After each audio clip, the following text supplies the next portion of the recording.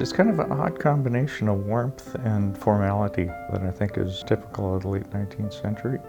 It's a beautiful location, it's a beautiful spot, nice and quiet. This house is an 1882, 1883 Queen Anne stick-style Victorian that was built by Solomon Comstock. Solomon Comstock was a very influential member of the Moorhead community. Well, it's one of the most impressive houses in town. It's one of the few houses from the early 1880s, from a very critical time, the development of the city of Moorhead. Comstock, of course, very critical to the development as well. Solomon Comstock was working as like a mid-level law clerk in the district attorney's office in Minneapolis, and he didn't really see a lot of opportunity for advancement. It was a case of too many lawyers and not enough positions, and so Solomon actually did manual labor for the railroad, the Northern Pacific Railroad, to get a free ride up here into Moorhead, and so he laid track for the railroad. When he arrived here in Moorhead, basically he was stuck because the railroad ended and he had no money to go anywhere else. He was actually in the right place, right time, sort of a thing. There was a saloon shooting between two individuals, Slim Jim Shumway and Stanley Chang Stanton, and an innocent bystander was killed. And at that time there was no sheriff, there wasn't really a law presence out here. And so the people of Moorhead were like, this is getting out of hand, and so they appointed somebody the first sheriff. Solomon Comstock was just in the right place, right time with the only person they knew with a law degree, and so that is how he became the first Clay County attorney. 1882 was a critical year for Moorhead and for Comstock. Both 1881 and 1882 were flood years, pretty bad floods. And Comstock's original house was located over on 2nd Street North, just in front of what's now the Yemcomb Center in Moorhead. So he had a front row seat to those floods. I think that probably drove him toward building this house on the spot right here. Solomon Comstock had the great fortune of being a smart man, and so he knew land is really where he was going to make his money back, especially as more people were moving to the Plains area. He bought and sold land, and he owned quite a bit of the land here in Moorhead. He obviously didn't need that land, he wasn't farming it, and so he would sell it to different people, but he also donated the land to Bishop Whipple, which became Concordia, and to the Moorhead Normal School, which would become MSUM. This house was occupied by the family for about 80 years. So it was built in the 1883s when they became occupants of it. And George Comstock donated it to the Minnesota Historical Society shortly before he died in 1965. And from the 1880s up until the 1965s, one member of the family lived here continuously. Now they had other homes in Moorhead. George's family lived in a different home, but they did move into this home eventually after his sister Jessie had passed away.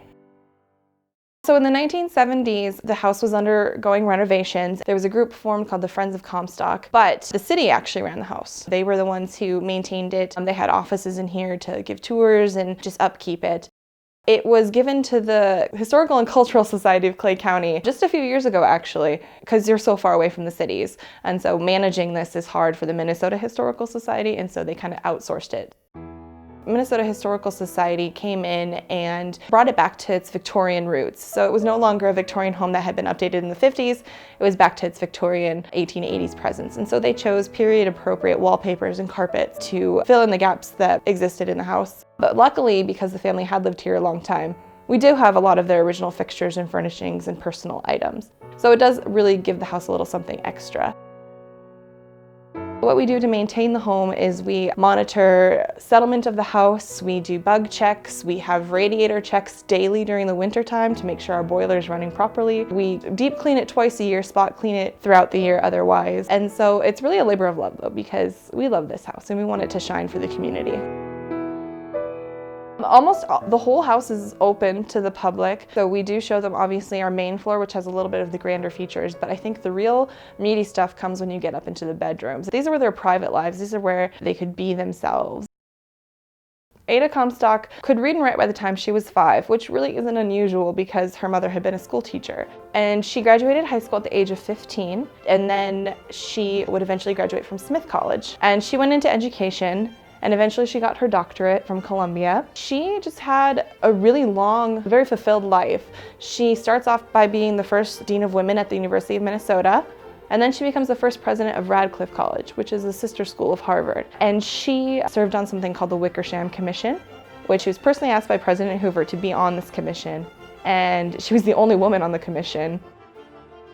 We actually didn't know a lot about Jessie Comstock. She had apparently written her life story and nobody would publish it, so she threw it in a fire. But a group of Concordia students set out to find out what they could about her, and so they did a lot of extensive research and found out that she was just as educated as her sister. And in fact, she was one of the first in the family to go abroad. She studied abroad at Oxford University. George was the only boy.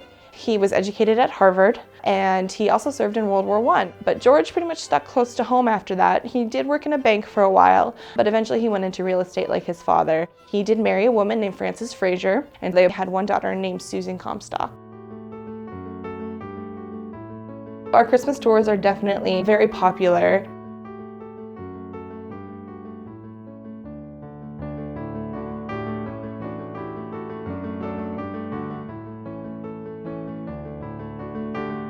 I've always loved old houses. I think there's just that nostalgic feeling people like when they get to walk in old Victorian houses. But as I unfolded and learned more about this family and learned more about these women who were defying traditional Victorian norms, and Solomon, who poured his heart and soul back into Moorhead. He wasn't from here, but he loved this community and he tried everything he could to improve it. And Sarah also, she's the reason we have a public library in Moorhead. They were real people, but they also did extraordinary things, and I think it says a lot about the human spirit, and I think that's something that everybody can connect to.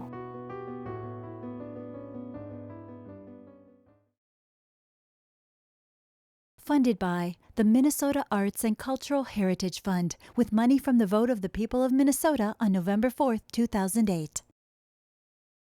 And by the members of Prairie Public.